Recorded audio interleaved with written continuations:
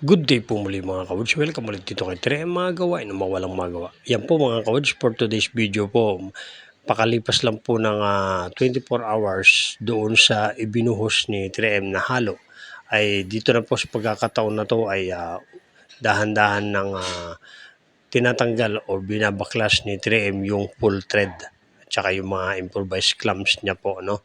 So makikita niyo po dito yung result ng kanyang ginawang poste at saka yung halo, yan po, no? So tabingi lang po yung ating camera, kaya akala nyo ay tabingi yung ating poste. Ayan po mga kawoods, at gamit na gamit po yung kanyang full thread.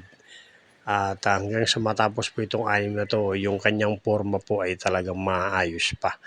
Hindi po kagaya ng ibang forma na pinapako or tinatalian lang po siya ng alambre.